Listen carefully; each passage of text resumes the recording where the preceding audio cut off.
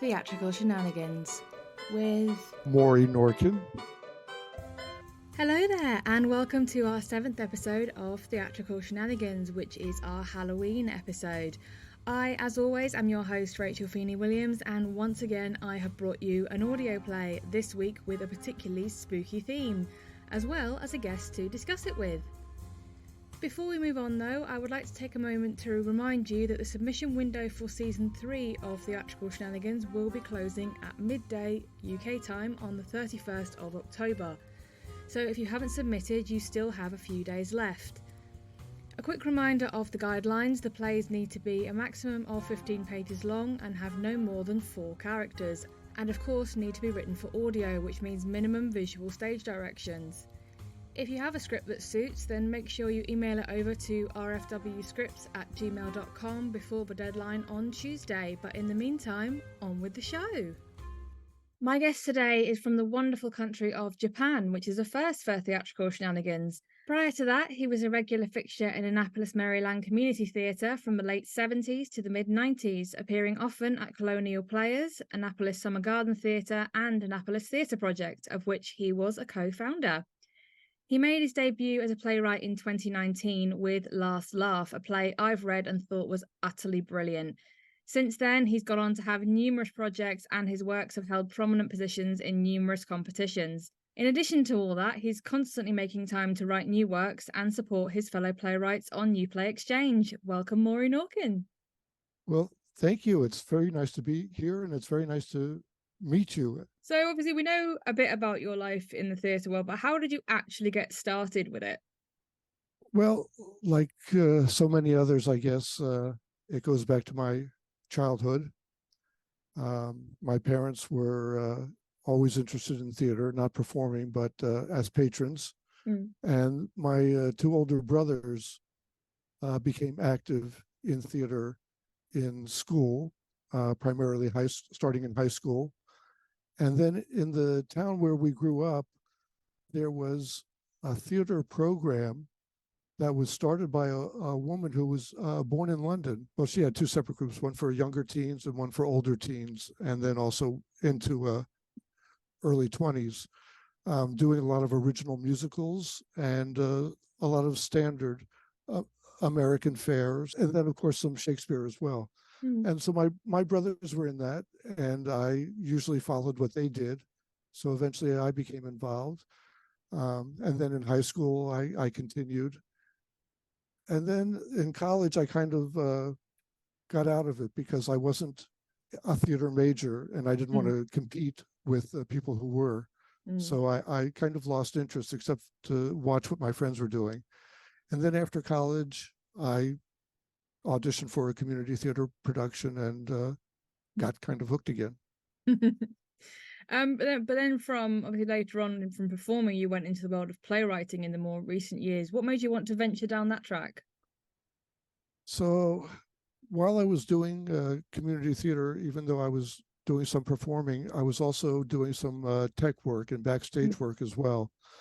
And working on musicals, I just started to write these parodies of the shows that we were doing. And then the tech crew would, on closing night, would perform those for the cast. And they were really goofy and silly things, kind of like a lot of the stuff that I still write, unfortunately. But I never really expected it to go anywhere, and didn't really think about it until 2018.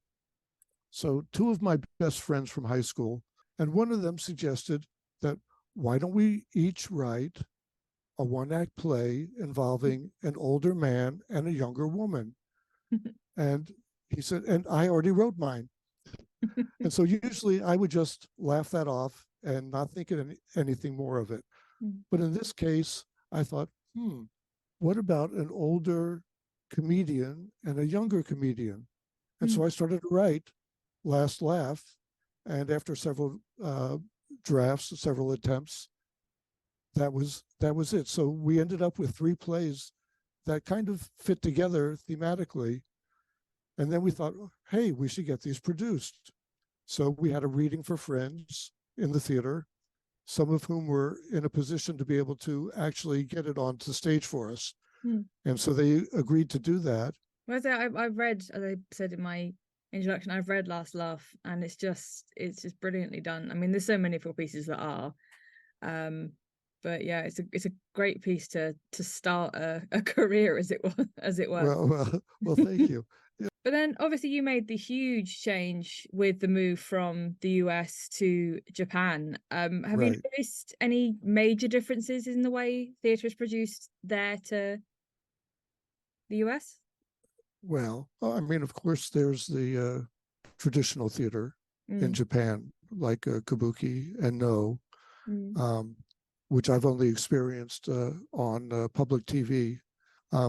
Locally, what I've seen is something that, to me anyway, strikes me as similar to no. It's called kagura, and it's based on the Shinto tradition. And different towns have their own kind of productions of what they do, and they're kind of stories of good and fighting evil, and then some godlike creature comes in to kind of settle the dispute. And they wear the same kind of masks as you would see in a no production, same kind of instrumentation to support the movement. And I think, well, and also, like the other traditional forms of performance over here, they're all male casts. So last question for you. Is there a singular moment in your journey of both performing and playwriting and everything that you've kind of seen and been through since you moved that sticks out in your mind as the memorable moment for you? Yeah, it would have to be the production of Last Laugh. This was just something I just couldn't believe, seeing the characters come to life the way they did, hearing the response from the audience, and just having that kind of a send-off, before moving. That's going to stick with me forever. So now that we know about our guest, I can talk to you about our playwright for this week. Cole Hunter Zubak is a Michigan-based playwright and actor who focuses on writing horror stories as well as showcasing the diabetic experience on stage. His impressive list of achievements includes being produced in 5 states, being included in 4 different publications, and writing for multiple web series, including The Show, which is the longest college-run sitcom in America, and Counterculture, where Cole is co-creator and co-writer. Cole's play that we will hear shortly is entitled The Paranormal Club's 7th Annual Haunted House Sleepover, and I believe can best be encapsulated by Cole's own words. He says, "I have a fond fascination with the paranormal. I love learning and researching urban legends. I watch too many ghost stories and I have seen far too many bad horror movies in my time. I've had several paranormal experiences myself and find how the human brain gets scared fascinating." This particular play started out as a question. What would it be like to be locked in someplace with no way out? Theatrical Shenanigans presents The Paranormal Club's 7th Annual Haunted House Sleepover by Cole Hunter Zubak.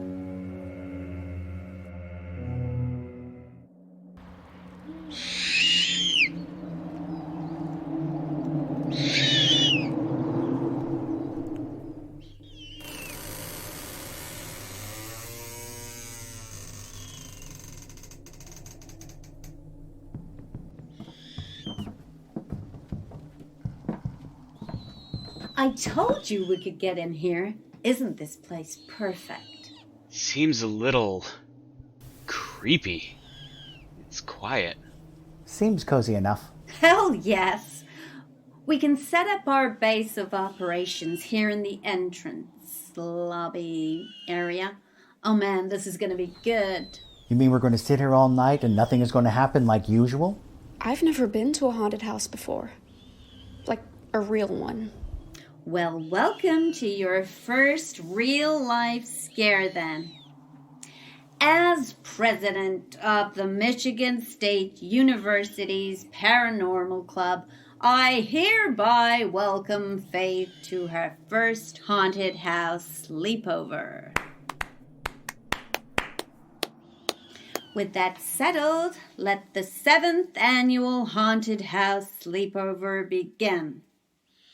Nux, would you please lock the doors so no one bothers us? Yep.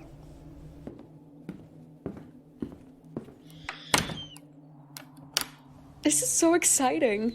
I'm gonna text my mom and let her know I'm all... Oh, shit, no service. Good thing. I don't want any of us to get distracted. Tonight is about bonding as a club and, of course, finding evidence of the paranormal. We won't find anything, so let's get on with the investigation so we can get to the real fun. If you don't believe in ghosts, why did you come? They come for the free booze. Yes, but my best friends are in this club. I've known Lily and Harrison for years. I just like hanging out. Plus, some of these old buildings are as cool as fuck. So, how does this work? Alrighty, so each investigation starts with going over the lore of the house, then we split up and search for clues. Like a Scooby-Doo episode? Thinking of this like a Scooby-Doo episode makes the whole thing way less scary. Ah! The fuck was that? Oh my god, that was too good. Chill out, man. It was nothing. Or was it the ghost of old Julia Anderson? No, wasn't that. Legend has it that Julia Anderson used to live here with her husband, Henry Anderson. They seemed to be the perfect couple. Neighbors used to say they seemed to truly love one another. Henry was also bringing home flowers for Julia, her favorite being purple daisies. Julia absolutely adored her husband. One day, Henry never returned home from work, and Julia worried about her husband. To keep her mind off it, she wrote her husband a love letter, declaring her never-dying love and reminding him that she was mad about him. Henry showed up late that night, packed a suitcase, and told Julia he was leaving her for another woman. Julia, crushed by her husband's adultery, ripped the love letter in half and hid it away before dying from a broken heart.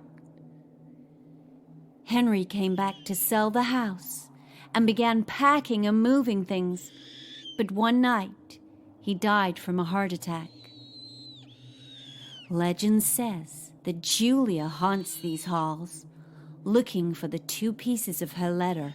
People who have stayed in this house overnight claim that when she is near, a purple daisy will appear in the room. Wow, how sad. No wonder she would be a restless spirit. That was... Horse shit. None of that ever happened. No record of a Henry Anderson or Julia Anderson ever owning this house exists. Still, the house is plenty creepy without the ghost story. Sure, the old house is weird looking. Doesn't mean that some woman died here from a broken heart. And why would the husband come back? A heart attack? None of that makes sense. He died of a heart attack because Julia scared him to death as revenge. Sure, totally. Ghosts can kill people now. I don't know what I'm scared of more. Seeing a ghost or dying by a ghost. Dying by a ghost? While I love the idea of ghosts being real, ghosts killing people seems to be far-fetched. That's why we're here, to find the ghost and figure out why the rumors are the way they are. How does a typical investigation work? Well, everybody will get an EVP, and then I'll have a ghost box that I'll use to try to talk with the ghosts. And really, we just walk around the house as we please and see if we can find any evidence. Oh yeah, everybody also wears these cool headbands with GoPros attached to them. Exciting! I can't wait. Don't worry, you won't find anything. She might. Remember my first time? I saw a ghost too. You didn't see shit. All you saw was your own shadow. It moved when I was still. And I passed biochemistry on my first try. I don't... They didn't. That's just how these two treat each other. Alrighty, gang, let's split up and find this ghost. How is it always I get paired up with you? Because you secretly know ghosts exist and you want to help me find the proof? Keep telling yourself that. You ready for this? No. Hello. Is there anyone there? My name is Knox, and this is Lily. If you exist, can you say something? Can you say your name? Who are we speaking with? If you actually exist, why don't you say something? Better yet, why don't you come and pull my shirt? Touch me. That sounded so weird. I'm trying to be a good sport. Can you please say what your name is?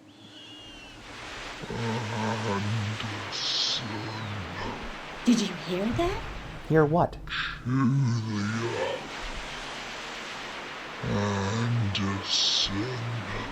Oh my gosh. We're talking to Julia Anderson herself. You heard that, right? That was strange for sure. Well, Julia, what do you have to say for yourself?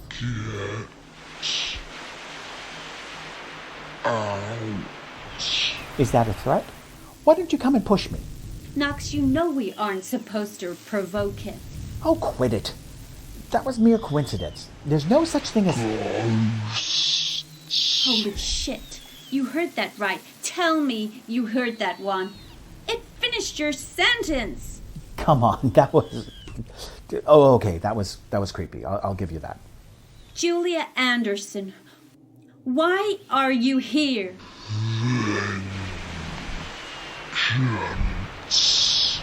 You know what? This is getting ridiculous. If you're real, push me. I want you to push me. Come on, you coward. The big bad ghost of Julia Anderson, too scared to come and give my shirt a tug. Come on! Knox, stop it. Is that supposed to happen?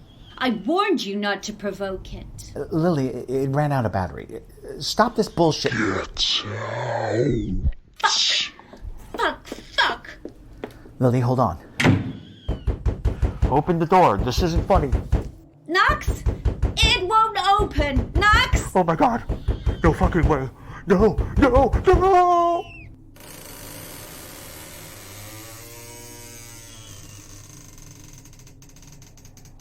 Knox!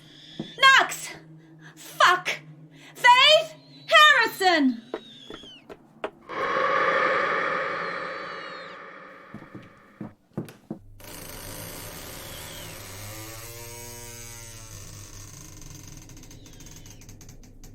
So, how long have you been part of the club? I joined my freshman year. I love horror and paranormal stuff. I just get scared very easily. I can see that. What made you want to join? I've always had a slight interest in the paranormal, but when I found out that you were all gonna come here for an investigation, I jumped at the chance. I've never been to a haunted house before. Like a real one. It's cool to finally go to someplace close to home. This is actually the first time we've stayed near campus. Usually we drive off pretty far. What's the scariest place you've been to? We went to the Sally house. God, I hated it.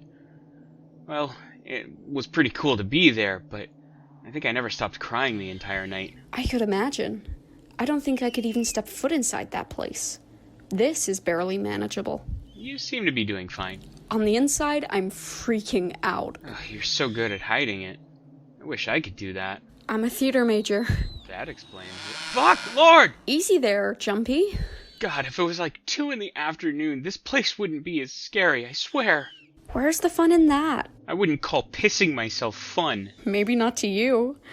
And you chose to show up, remember that. True. Let's just look around. This must have been the master bedroom. Big bed, nice bed frame, decent dresser. Lots of boxes, too. Must have been packed by Henry Anderson. Ah! Who's jumping now? Wasn't expecting that one. Me neither. That didn't sound like a good noise. You think there's anything good in these boxes? We're not stealing things, Faith. The legend says that her ghost is looking for her lost love letter. Maybe Henry Anderson found it and packed it away someplace. I wouldn't go through that stuff. Lily tells us that ghosts are like connected to earthly objects that they had strong feelings for. If we find it and damage it, then she could haunt us. Oh, come on. What could go wrong? I warned you not to touch anything. That shelf is ancient. Get away from there. Shit. Sorry. You were right. Oh, it's fine. Look at all this stuff. What's this under the bed? What'd you find? Shit from the box fell under here. This some old stuff. Any pieces of paper? Actually, there is. Oh my god. Holy fuck! What? Harrison, what is Fuck. it? Fuck. Harrison, spit it out. What is it? It's the letter. You're kidding. Look. Dear Henry, my love. It's the first half. Henry must have found it and dropped it, or hid it. Holy shit, I touched it. The ghost's gonna hate me. We need to find Lily and Knox. Yeah, okay. Faith, stop messing around. Harrison, open the door. It wasn't me. Let me out. Stop fucking around. No. Why me? Faith, please help me. Get me out of here. No. Just breathe. I'm sorry. I didn't mean it. Oh my god. You? It's you. No, please, no. I'm sorry. No! Harrison? Harrison! Faith, where's Harrison? The door. He was on the other side. I don't know. Knox, the same thing happened to Knox. What is that? It's the letter. Half of it, at least. Holy shit! No way! You found it! You actually found it! This has to be the cause behind all this, right? Why are you asking me? I'm new here. You've never lost a group member before. No, I mean, I believe in ghosts and shit, but they don't kill people. But a vengeful spirit will. What did you just say? Didn't you learn not to mess with the lost item of a lost soul? Julia Anderson, we didn't mean you any harm. We just wanted to find you. The letter. Bring you peace. Bullshit. You wanted to expose me. To use me for your own gain. No, we just wanted to make contact. Enough. Please, what do you want? I'll do anything. I'll transfer schools. I won't share anything that happened. I'll help you find the other half. I can tell you, but it will cost you. What? What is it? I want you to suffer. Please, no. Get away. No. I'm sorry. No!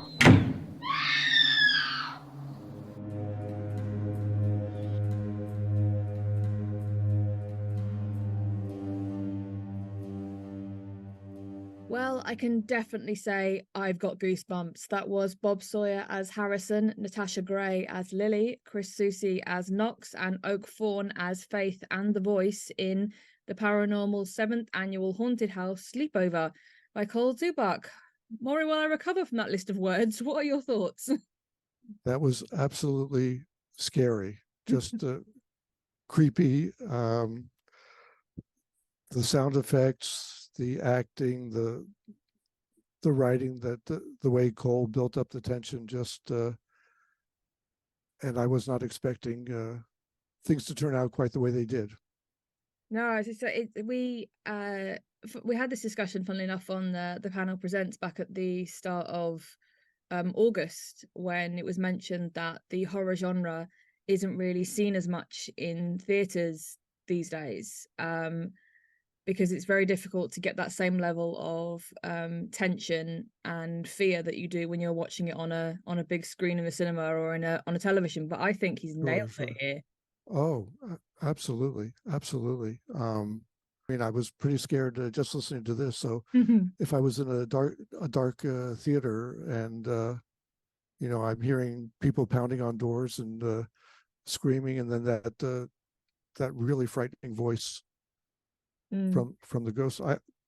Yeah, well, as I mentioned earlier, Cole kind of has a fixation with the genre of say, the paranormal and that kind Right. of thing. And I think it's a prime example of writing what you know and what you're passionate about, and that comes across in the way the story is constructed. Going back to the genre itself, with horror, there are several kind of set construction blocks. You have the jump scare moments, you have the builds of tension, and then you have the wonderful twists that as you said, that you don't expect. And he's kind of intertwined them in a really, I want to say lovely, but obviously it's a weird genre to describe as lovely. But he's done them in a really perfectly sinister way.